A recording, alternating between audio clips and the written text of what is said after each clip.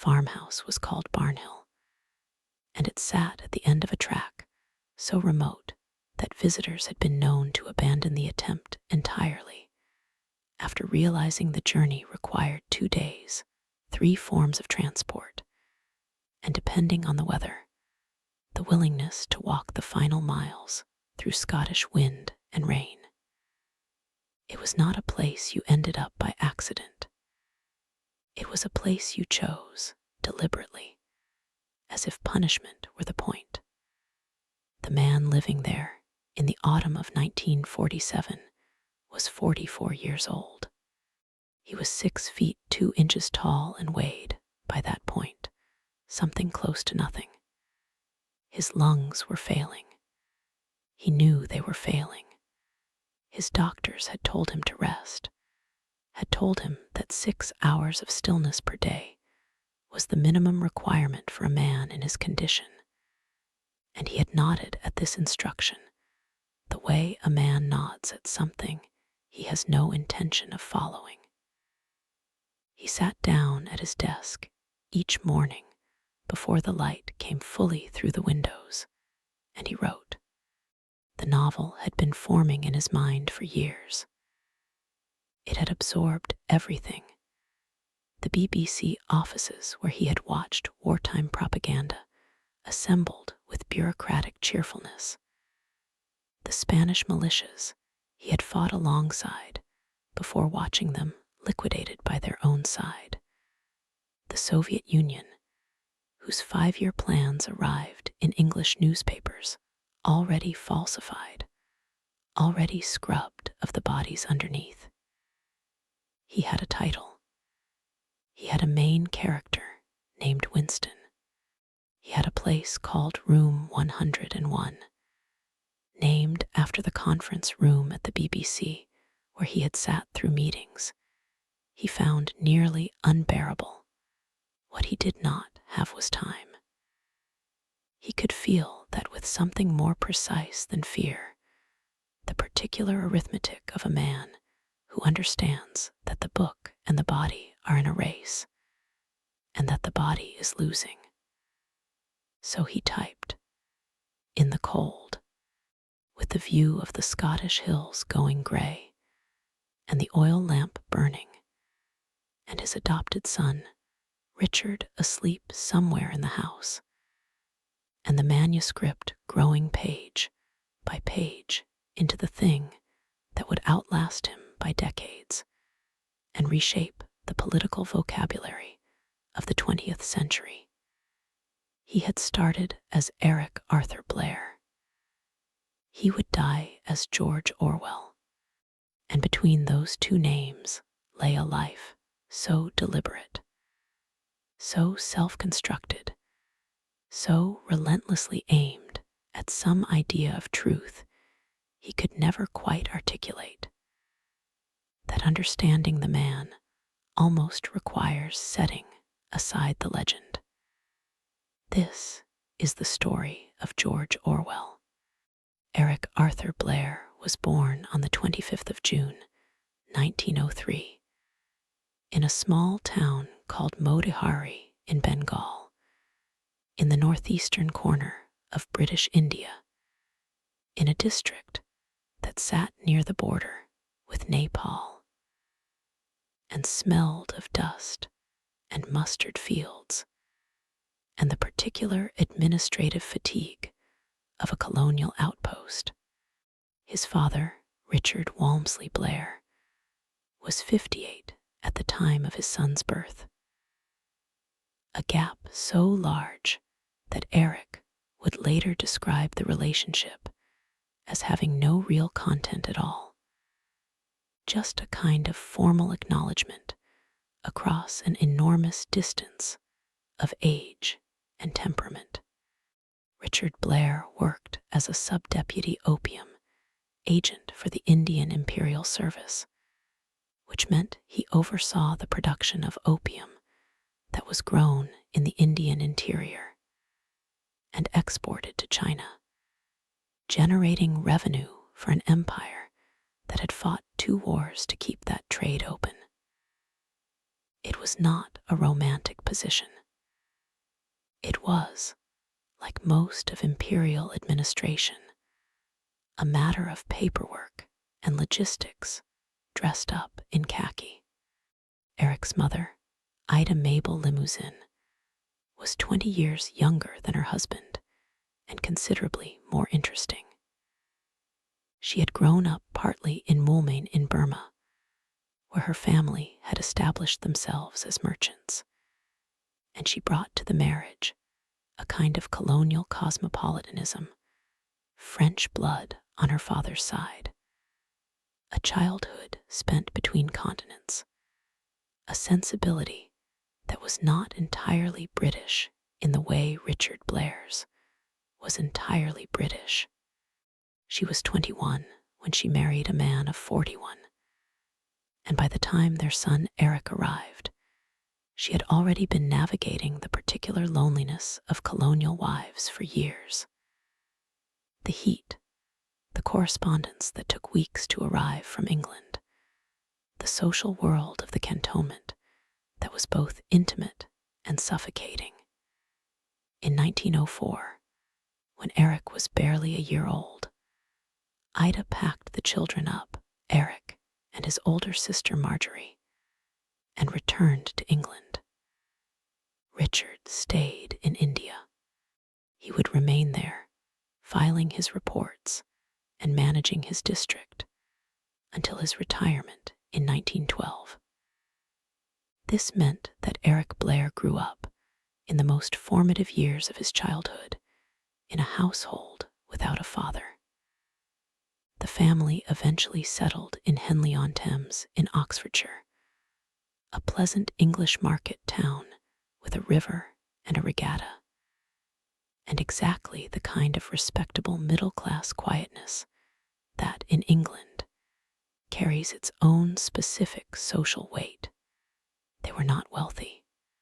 The Blairs had what the English call connections, a lineage that traced back to the 18th century, a network of schools and clubs and assumptions about where one belonged. But the actual money had largely evaporated. Eric grew up understanding implicitly that he occupied a peculiar position, genteel enough to know what privilege looked like, not wealthy enough to fully participate in it. He would spend much of his adult life trying to work out what that position meant, and what obligations, if any, it imposed. He was a sickly child.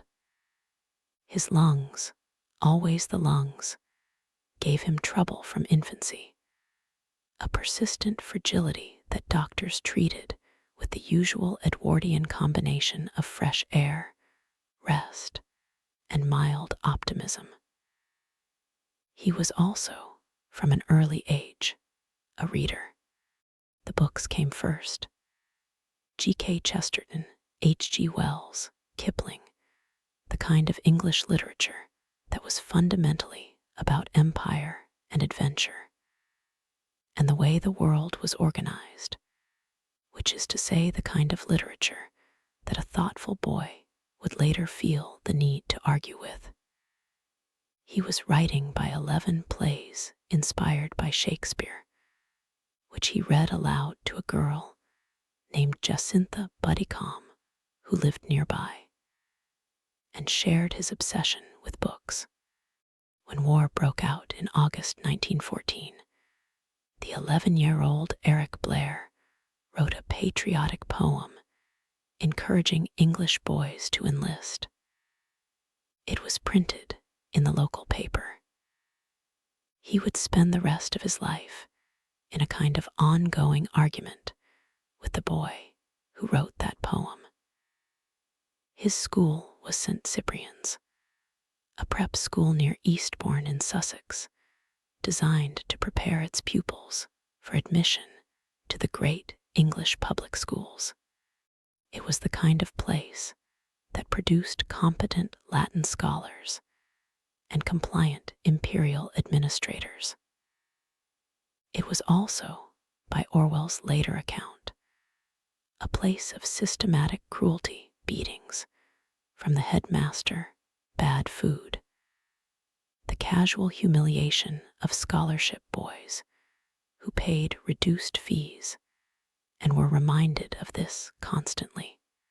He would eventually write about it at savage length in an essay called Such. Such were the joys. 15,000 words of reconstructed childhood grievance, so raw that his literary executors declined to publish it in England until after his death, fearing libel suits from the Wilkes family. The interesting thing about this essay is that his former classmates remembered St. Cyprian's quite differently. They recalled a reasonably normal school, a headmaster who was strict but not sadistic, conditions that were austere rather than brutal. This is not to say that Orwell lied. It is to say that he was, from early on, a man who experienced reality with unusual intensity and wrote about those experiences in a way that served his larger purposes.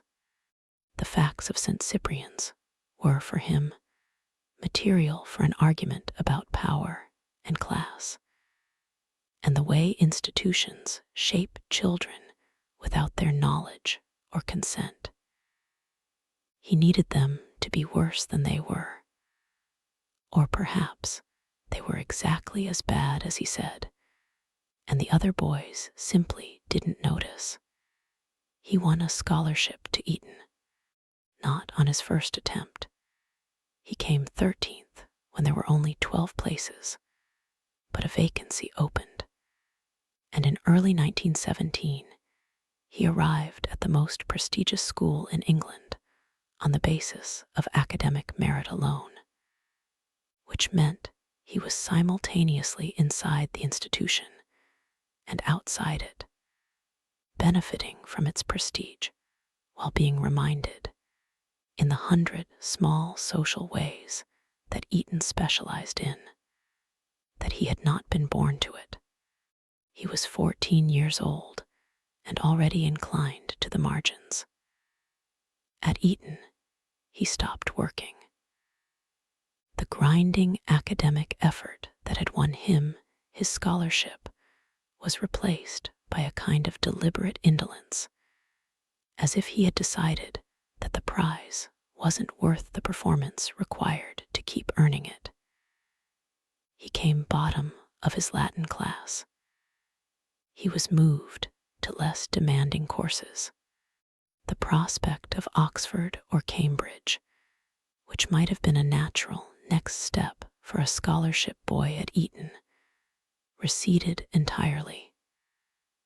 What he did instead was read, not the curriculum, but widely, freely, in the way that serious readers actually read. And he began to form opinions that were already, in their texture and their stubbornness, recognizably his. The First World War unfolded in the background of his adolescence. He was too young to fight, which was its own kind of formation, old enough to understand what was happening, young enough to watch it from a distance that gave him perspective without direct experience. By the time he finished at Eton in 1921, he had spent his entire conscious life in a country that was either at war, recovering from war, or arguing about what the war had meant. He was 18 years old. His academic record was poor, and his parents were living in retirement in Southwold in Suffolk, a quiet seaside town where his father had gone to be old and respectable. His mother wanted him to go to university. His father wanted him to join the Imperial Civil Service. His father won. In June 1922, a few days after his 19th birthday, Eric Blair sat the entrance examination for the Indian Imperial Police. He passed. He requested a posting to Burma, where his mother had spent part of her childhood and where a maternal grandmother still lived. In late October, he boarded a ship at Liverpool, and a month later he arrived in Yangon. And a month after that, he was on a train to the police training college in Mandalay. And the life he had been born into, the life of the imperial administrator, had officially begun. Burma in the early 1920s was a colony with a particular character.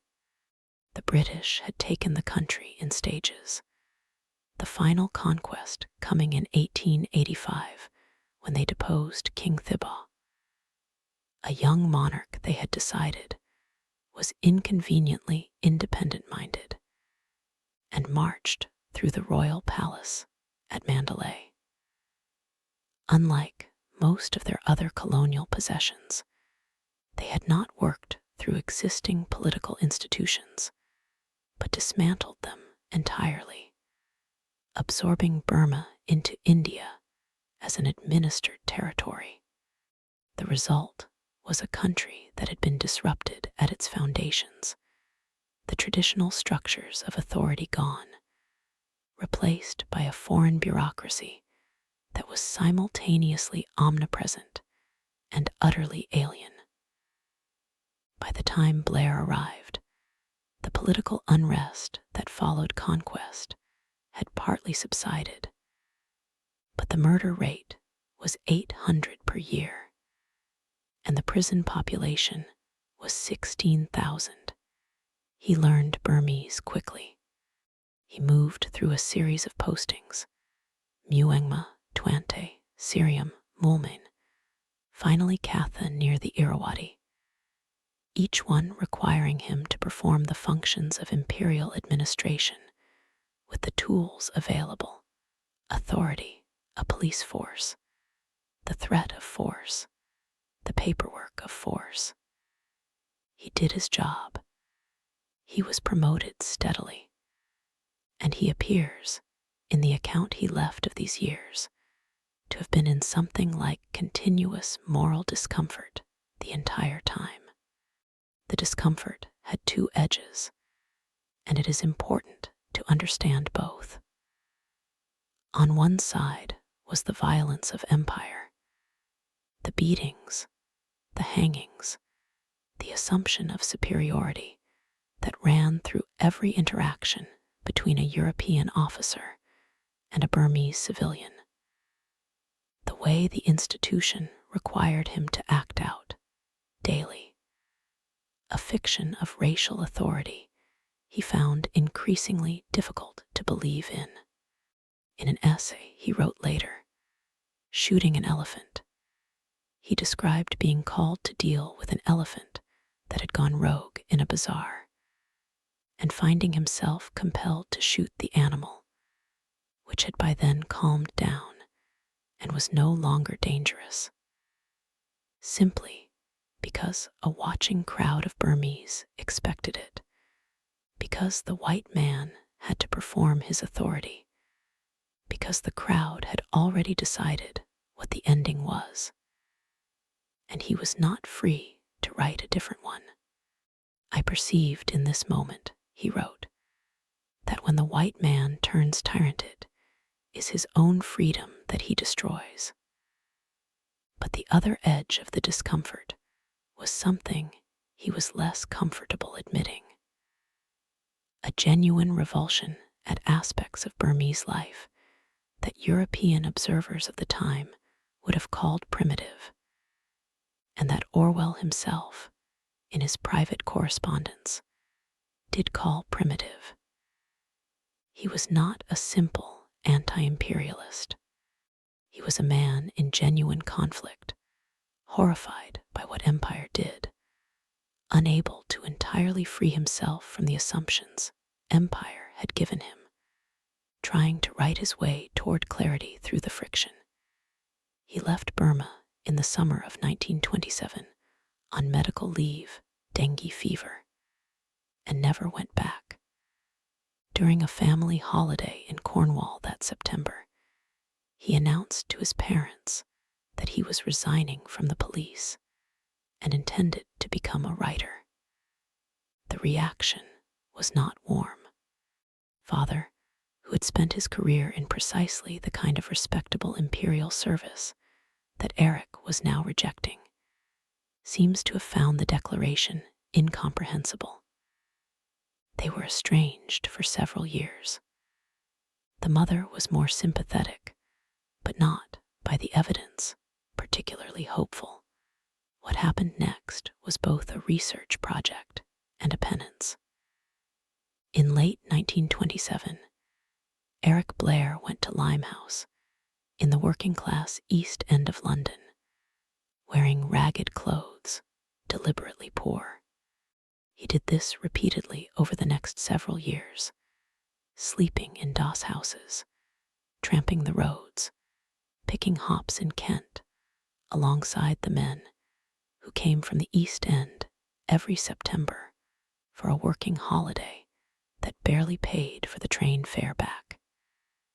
He was gathering material, but he was also doing something harder to name, testing himself against the poverty he had observed from above in Burma, trying to understand it from inside rather than from the elevated position of the administrator. In early 1928, he moved to Paris. He lived in the Bohemian Latin Quarter, wrote pieces that didn't get published, and when his money ran out, worked as a dishwasher, a plongeur, in a large hotel, and then a restaurant. He described what it was like later with the precision of a man who wanted the reader to understand every detail.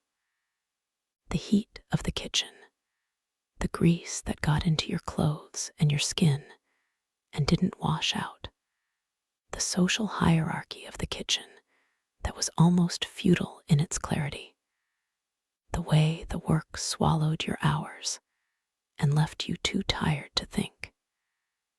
He was, by his own account, doing this partly for literary reasons.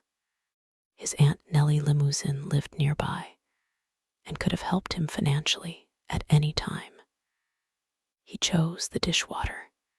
He returned to England in late 1929 to his parents' house in Southwold with a manuscript and a literary agent and the beginning of a career. The manuscript went through various incarnations and publishers before landing at Victor Gollancz, who agreed to publish it with an advance of £40.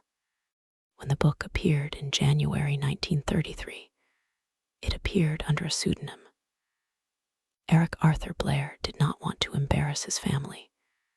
He chose the name George after St. George, the patron saint of England and Orwell, from a river in Suffolk. It was, as he put it, a good round English name. He was 29 years old, down and out in Paris, and London was received with what we might call cautious enthusiasm. The Sunday Express listed it among the best sellers of the week. His contemporaries recognized the intelligence and the precision of the observation. But the writing was described, even by sympathizers, as old-fashioned, competent, and honest, but without the stylistic distinctiveness that marks a writer of the first order. This is worth pausing on, because the voice that would eventually write Animal Farm and 1984 and the great essays, that voice, so deceptively plain, so precisely calibrated for maximum effect, was not there yet. It was being made. The early novels are the workshop. He wrote them quickly and without great commercial success. Burmese Days in 1934 drawing on his time in the police force, was rejected by Gollancz for fear of libel, and first published in America. A Clergyman's Daughter in 1935 was a novel he later disowned and refused to have reprinted. Keep the Aspidistra Flying in 1936 was about a poet who despised money and the literary establishment, and spent the novel demonstrating that his despising of these things had made him miserable and useless. A book that, given its author's circumstances at the time, had a somewhat uncomfortably autobiographical quality. He was not earning enough from writing to live. He supplemented his income with teaching jobs he disliked and book reviewing that he did very well. He had also, by this point, moved into the orbit of left-wing politics. The bookshop in Hampstead, where he worked through 1934 and 1935, was run by people connected to the Independent Labour Party. He was reading and arguing and forming opinions. The Road to Wigan Pier, commissioned by Gollancz in 1936 and published the following year, represented his first serious attempt to synthesize these politics with the documentary method he had developed tramping and plonging. Its first half is a meticulous account of poverty in the north of England, the coal miners and their houses and their bodies slowly destroyed by their work. Its second half is an extended, somewhat cantankerous essay about socialism and why the British middle class, including himself, explicitly had trouble embracing it. Gollancz published it, but was alarmed enough by the second half to include a preface distancing himself from some of the conclusions. Then Spain. In late 1936, General Francisco Franco launched a military revolt against the elected Republican government of Spain, and by the end of the year, it had become a full-scale civil war, with German and Italian fascists supporting the nationalists and the Soviet Union channeling money and advisors and political discipline to the Republican side. Orwell went in December 1936, arriving in Barcelona at a moment when the city was in a state of revolutionary transformation. The workers' organizations in control of the streets, the familiar hierarchies of wealth and deference temporarily inverted, the anarchist colloquies and workers' militias operating with an enthusiasm that seemed, to the people inside them, like the actual thing that revolution was supposed to feel like. He joined a militia organized by the POUM, the United Workers' Marxist Party, a revolutionary group that was ideologically opposed to the Soviet Union, and therefore, in the political mathematics of 1937, officially suspect. He went to the Aragon front near Zaragoza, where the militia spent most of its time in cold trenches doing patrol duty for want of supplies. He threw a bomb at enemy troops during an assault on a redoubt and helped his unit retreat. He was shot through the throat by a sniper on the 20th of May 1937.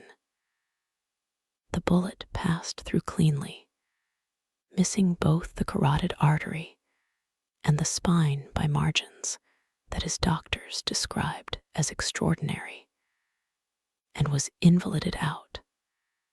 When he returned to Barcelona in June, the city had changed. The Soviet-aligned factions of the Republican government had moved to suppress the POUM and the anarchists, accusing them of Trotskyism and fascist collaboration in language lifted almost directly from the Moscow show trials. Friends of his were arrested. His wife Eileen, who had come to Spain in February to work in the POUM's back office, an act of solidarity and practical commitment that he never forgot, had the good sense to leave their hotel before the police arrived to search it. They fled Spain with their passports. The 6 months changed everything. Not his political values, which were already moving in the direction they would continue.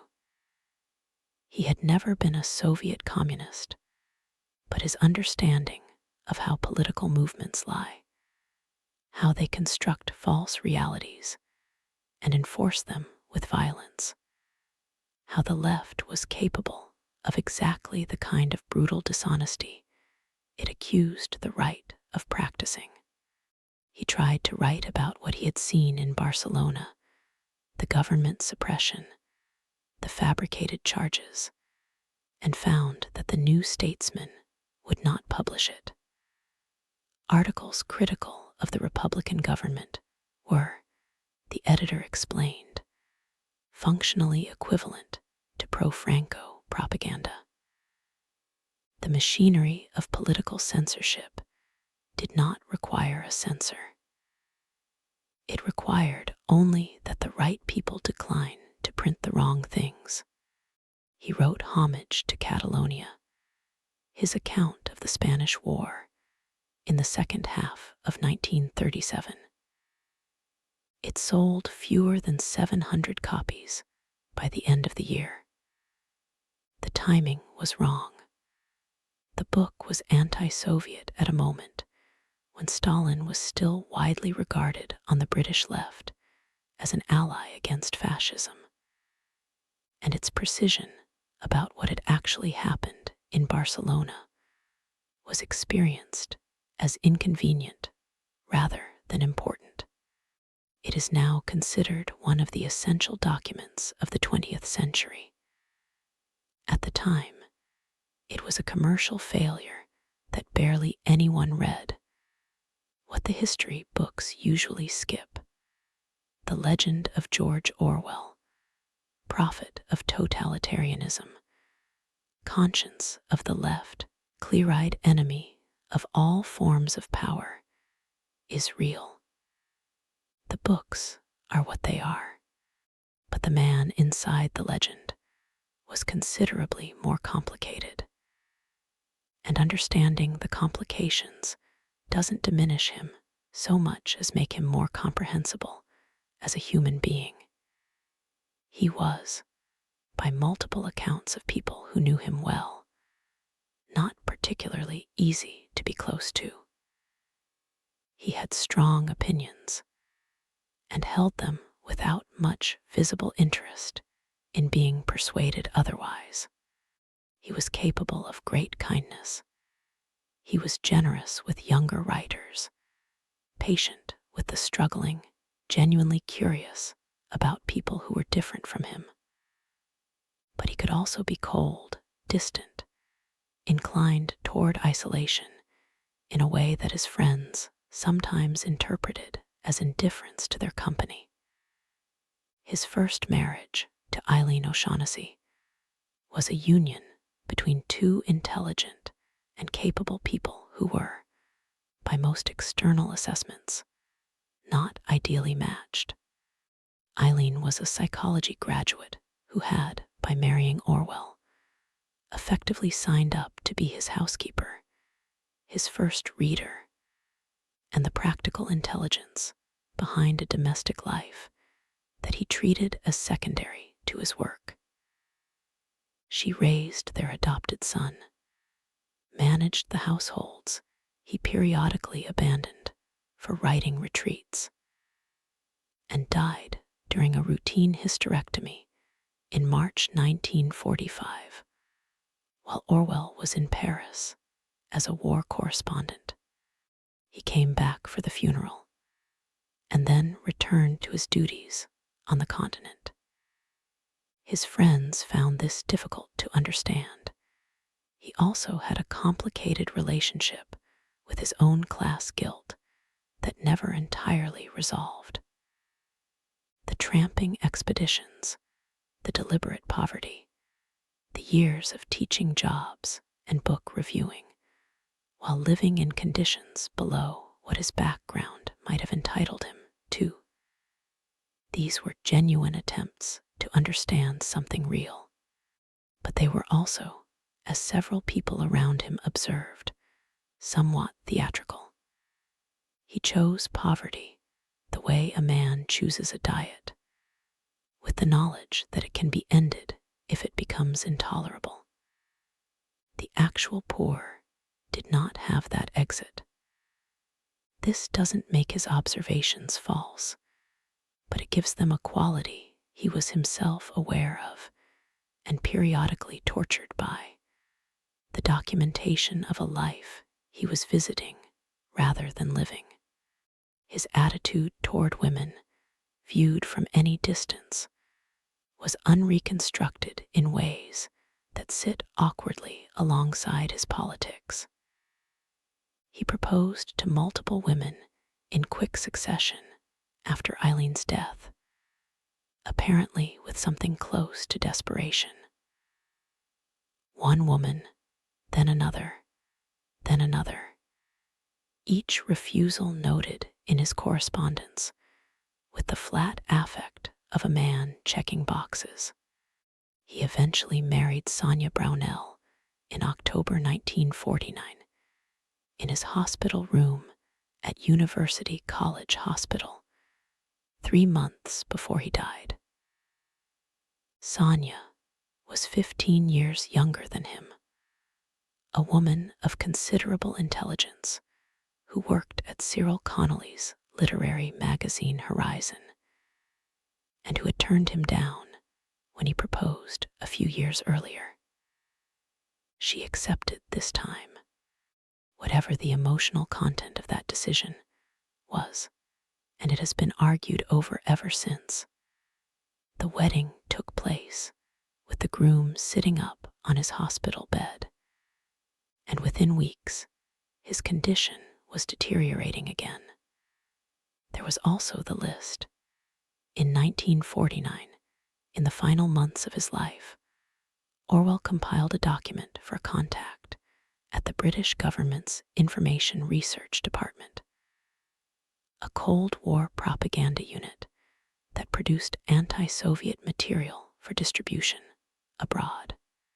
The list named approximately 35 people whom Orwell considered unreliable narrators of the Soviet question, writers and intellectuals he suspected of communist sympathies or fellow traveling. It included, among others, the actor and playwright Charlie Chaplin, the journalist Peter Smollett, several people connected to the New Statesman. Some of the entries noted personal characteristics. Sentimental, wrote Orwell about one. Probably homosexual, about another. The list has been interpreted in ways that range from Orwell was a Cold War informer who betrayed his friends, to Orwell was doing exactly what he said he did all his life, fighting Soviet influence in British intellectual life, using the tools available. The truth is probably less dramatic than either reading. The Information Research Department was not the thought police. The list was not a death warrant.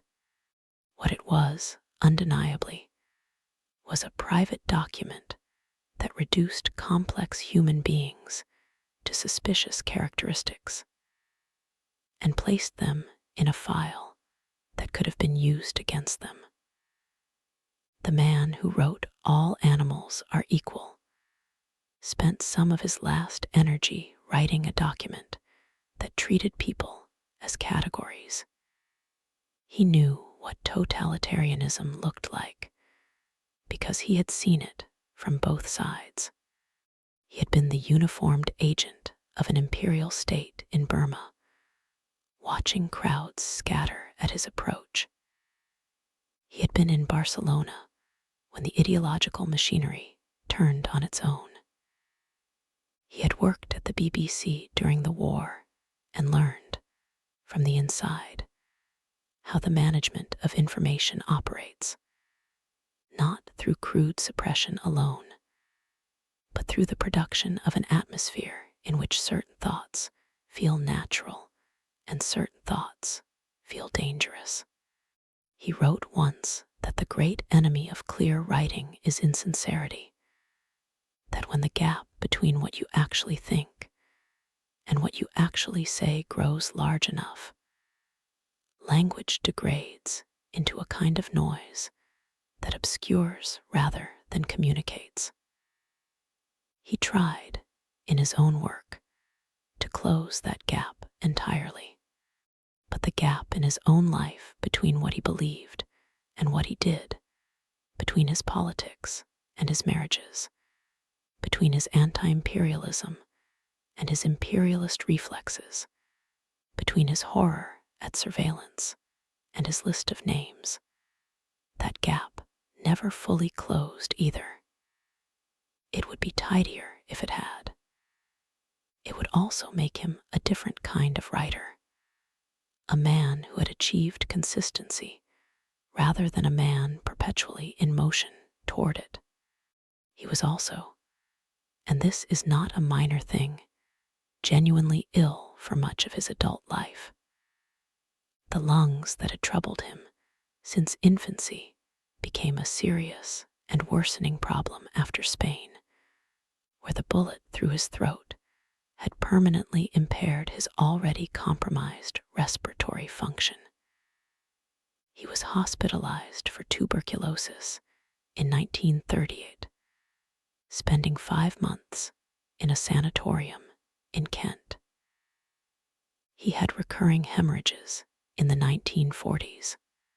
He was tubercular and thin and coughing for most of the years he was writing his 2 most famous books, and this physical suffering colored everything. The urgency, the pace, the willingness to push past what his doctors told him, the peculiar intensity of a man who understands that he is writing against a deadline that is not editorial. In the summer of 1941, Orwell took a job as a radio producer at the BBC's Eastern Service, preparing news broadcasts for India and the Japanese-occupied territories. He was 38 years old. His published books had sold modestly, and England was at war. He wanted to contribute. He took what was available. He was miserable at the BBC almost immediately, not because the work was trivial. He genuinely believed in the broadcasts, believed there were listeners in Malaya and the Dutch East Indies for whom a BBC signal in the darkness of Japanese occupation meant something real. But because the institutional culture was everything he had spent his career writing against, the bureaucracy, the meetings, the careful management of opinion, the interminable memoranda, he commented in his diary in March 1942, after resuming it following a 6-month gap, that all we are doing at present is useless, or slightly worse than useless. He wondered if he had any listeners at all. It was only years later that he learned the broadcasts had served as lifelines for people under occupation. But it was the censorship that stayed with him. He had come into the BBC with a specific project in mind, bringing Indian writers and intellectuals to a wider audience, using the cultural broadcasts to establish a genuine conversation rather than propaganda dressed as culture, and found himself navigating the India Office, the Ministry of Information, the layers of institutional oversight that each exercised their own kind of veto over his output. He could not say certain things about Indian independence. He could not invite certain guests. The argument was always the same. The war effort requires unity, and unity requires that some conversations be delayed until after the fighting is done. He submitted his resignation in September 1943, having stayed long enough to feel the shape of the institution in his body. What he understood, having worked inside the machinery, was something that goes beyond the usual critique of censorship. He understood that the most powerful form of control is the one that feels voluntary. The BBC did not need to forbid speech in crude ways.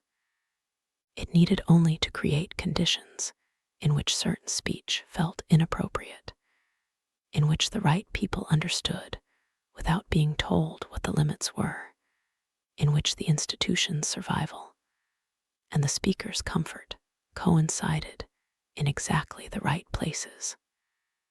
He filed this understanding away.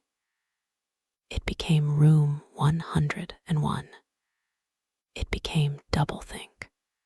It became the Ministry of Truth, located in the novel, in a building modeled on the University of London's Senate House, which had housed the wartime Ministry of Information, and which Orwell could see from his BBC office window. He left the BBC for the Tribune, a left-wing weekly, where he wrote a column called As I Please that touched on whatever he wanted: the war, the flowers at his cottage in Wallington, the correct method for making tea, the political implications of boys' adventure stories, with the kind of relaxed authority that signals a writer who has found his register. The essays from this period are the first place where the Orwell voice fully arrives. The long, accurate, apparently effortless sentences, the habit of beginning with something concrete and small, and letting it open into something large, the refusal of the kind of verbal decoration that signals cleverness instead of clarity. And throughout 1943, he was writing Animal Farm. He had the idea in 1937, watching a child lead a cart horse through a field in Wallington, and thinking suddenly, if animals understood that they were enslaved, they would not tolerate it. By that point, he knew exactly what the story was an allegory for, not just Stalin and Trotsky in the figures of Napoleon and Snowball, but the deeper structure of how revolutionary energy is captured and redirected by power, how the language of liberation becomes the language of control, how the commandments carved on the barn wall are altered so gradually and so plausibly that the animals who remember them differently begin to doubt their own memories. He finished the manuscript in February 1944 and immediately began the task of finding a publisher, which proved almost as interesting a story as the book itself. Gollancz was not prepared to publish a satire of the Soviet Union. Jonathan Cape was inclined to accept it, but took advice from an official at the Ministry of Information, a man later identified as Peter Smollett, who was subsequently found to have been a Soviet agent not to publish anything so offensive to Britain's wartime ally. T.S. Eliot, reading it for Faber and Faber, wrote back to say that it was well written, and that he found himself agreeing with the pigs in the early parts, and that this was precisely the problem. The allegory required the wrong kind of sympathy. He declined on political grounds, essentially arguing that Orwell's anti-Soviet politics were not the right politics for the current moment.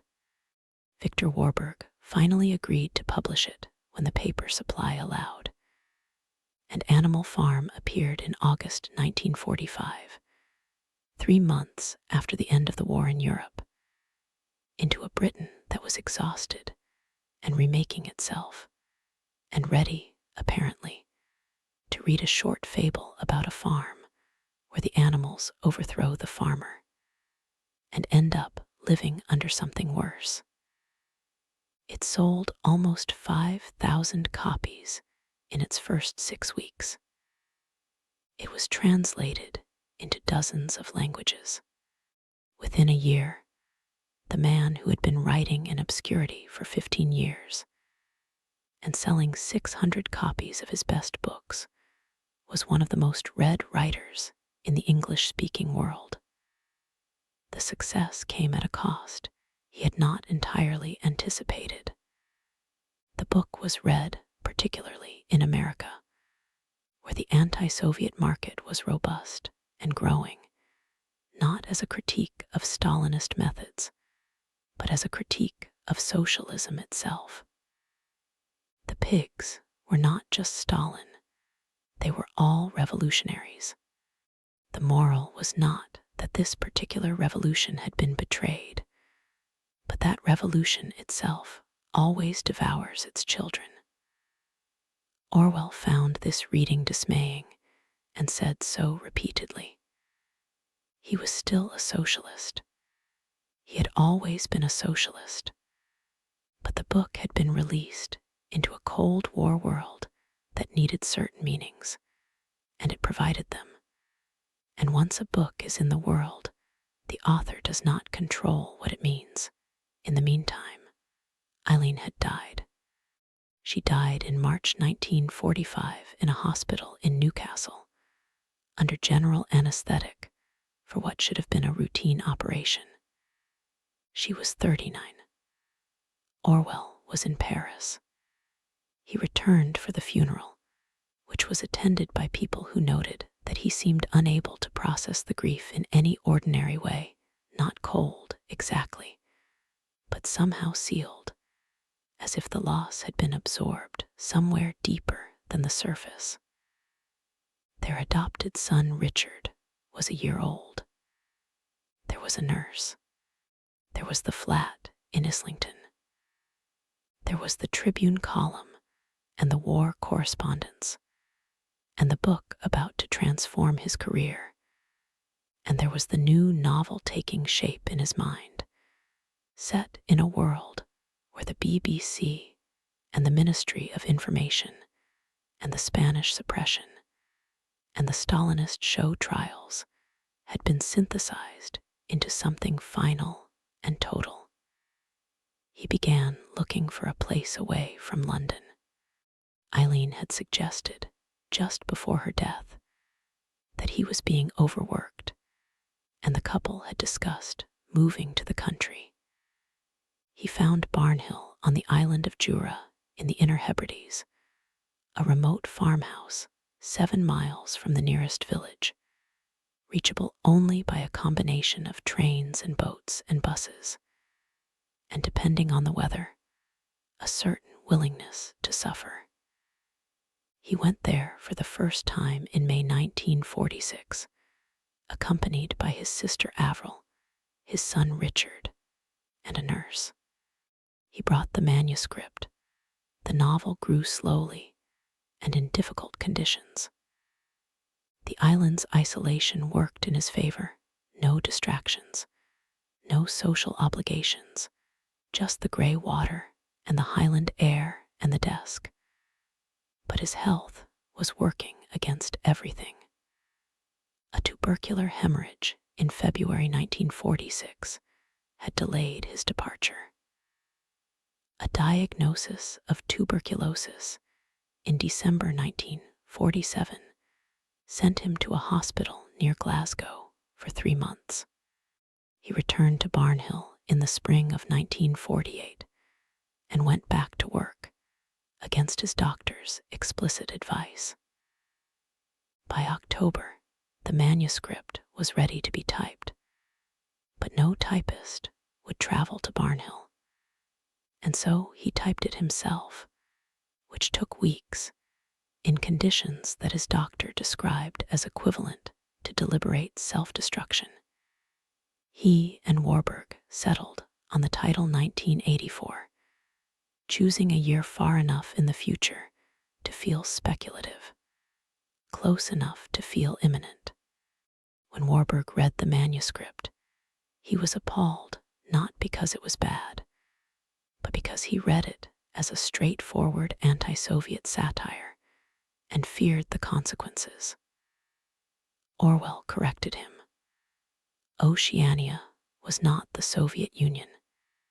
It was England, an extreme version of wartime England, of the England Orwell had worked in at the BBC, of the England he had watched manage its public through the careful construction of necessary fictions. Big Brother was not Stalin. Big Brother was the idea of Big Brother, the face that power requires, the image that absorbs loyalty that would otherwise be available for something more dangerous, like thought. The novel was published in June 1949. 25,000 copies on both sides of the Atlantic. Booming sales. Reviews that understood, in most cases, that something new had arrived in the world. A book that did not argue against a political system so much as describe the structure of all political systems that had escaped accountability.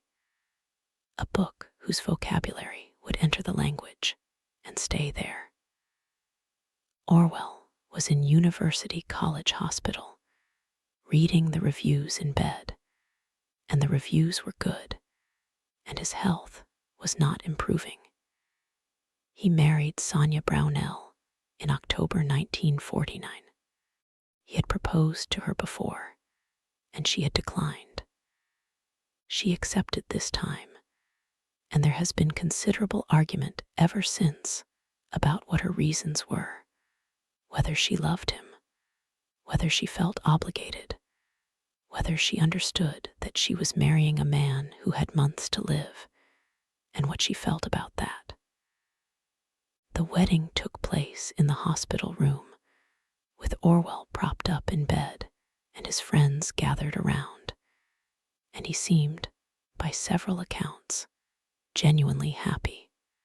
There were plans to travel to Switzerland, to a sanatorium in the mountains where the air might help, where he might die more peacefully than in a London hospital. These plans were in their final stages of arrangement on the 21st of January 1950, 4 days before the scheduled departure, when George Orwell died of a pulmonary hemorrhage in the night. He was 46 years old. He had asked to be buried in a country churchyard in the traditional Anglican manner, according to the rites of a church he had spent much of his adult life being ambivalent about. He was buried at All Saints' Church in Sutton-Courtenay in Oxfordshire, far from the island of Jura and the BBC offices and the Spanish trenches and the Paris dishwater. The gravestone reads, "Here lies Eric Arthur Blair," not George Orwell. The man and the writer separated in stone. The estate he left behind was managed, controversially, and not always smoothly, by Sonia Orwell, who took her responsibilities seriously and her authority seriously, and was periodically accused of having too much of the latter. She refused to allow Animal Farm to be adapted in ways she considered politically distorted. She blocked adaptations she disapproved of. She spent years ensuring that the work was read as Orwell had intended it, and not as the Cold War apparatus found it convenient. Whether she succeeded is a matter of ongoing debate. The books found their audiences, and then found larger audiences, and then became something that is almost unprecedented in literary history. They became part of the infrastructure of political language. Orwellian entered the dictionary as an adjective for a certain kind of bureaucratic dishonesty, the kind that survives by renaming itself. Big Brother, Doublethink, Thoughtcrime, Memory Hole, Newspeak, Room 101, 2-Minute Hate. All of these entered the common vocabulary of political discussion in ways that their author did not anticipate and could not have controlled.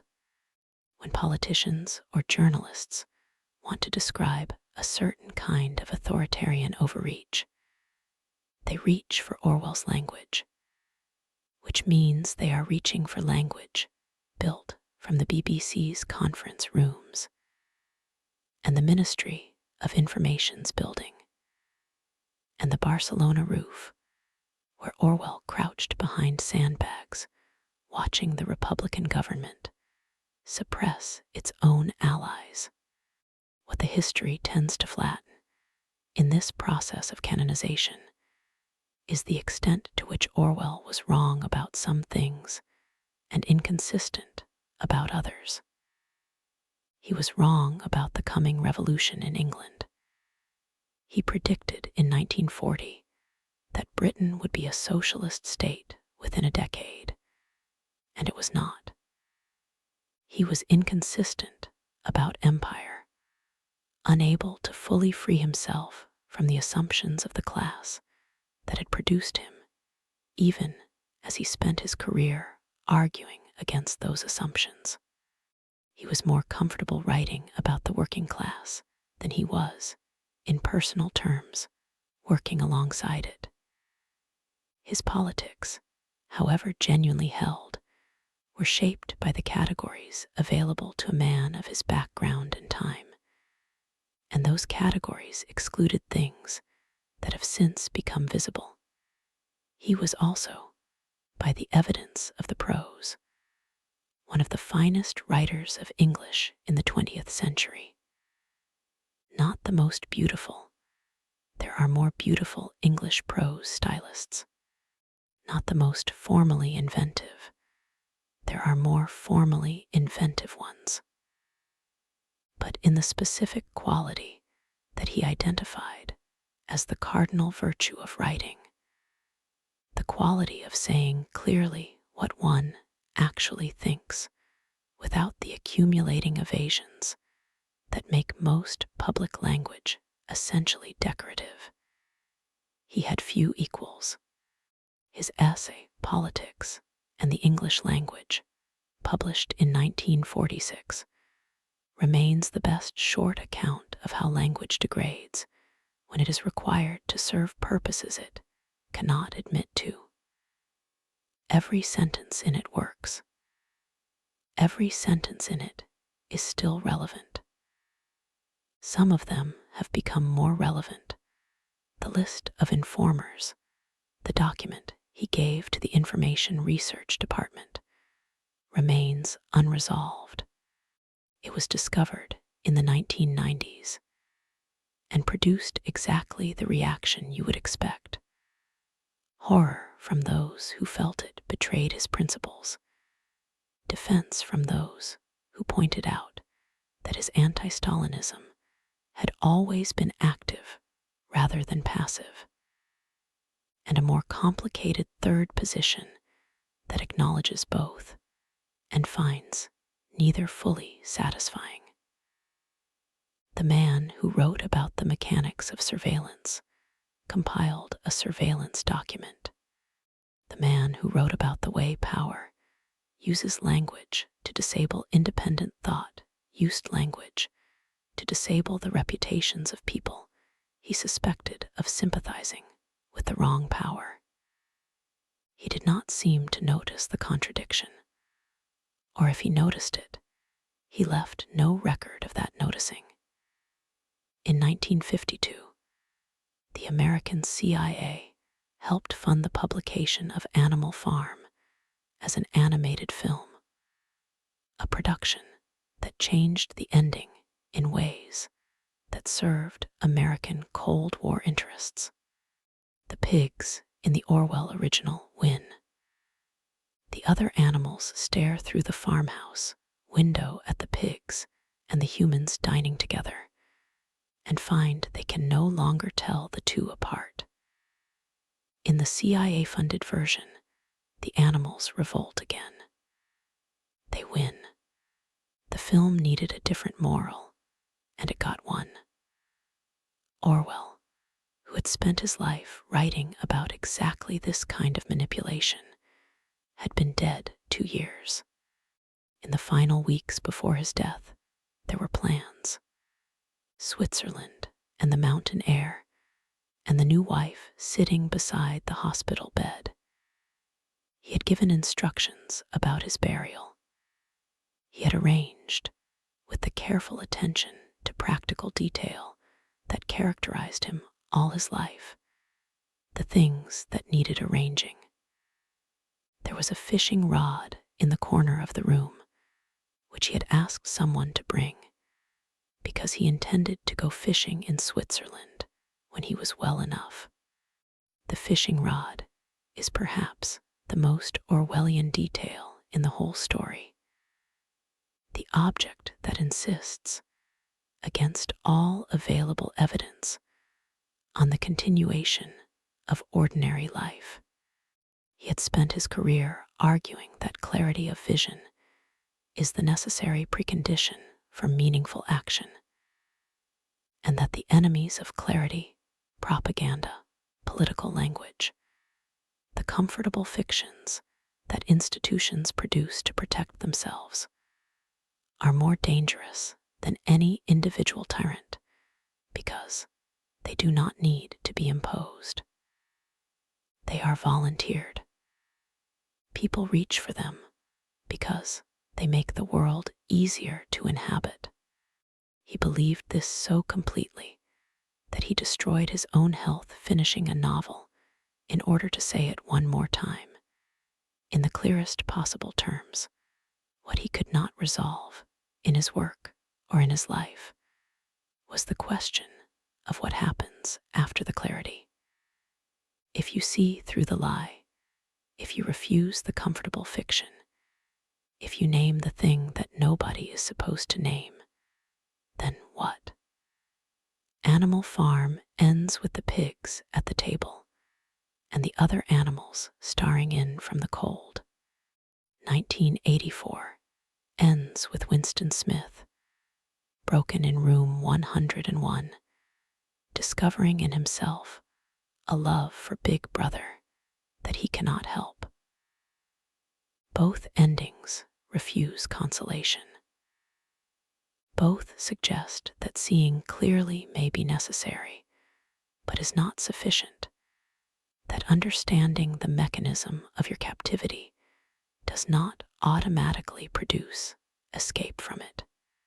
Whether this is pessimism or realism, whether the books are warnings or verdicts, whether Orwell believed that something could be done, or whether he had stopped believing that by the time he typed the last pages alone in Barnhill, these questions don't have clean answers, and he did not provide them. He left the unresolved question at the center of everything, the way you leave a door open.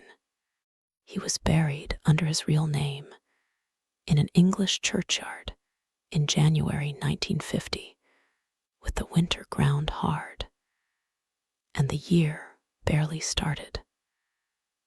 The fishing rod, presumably, was left behind.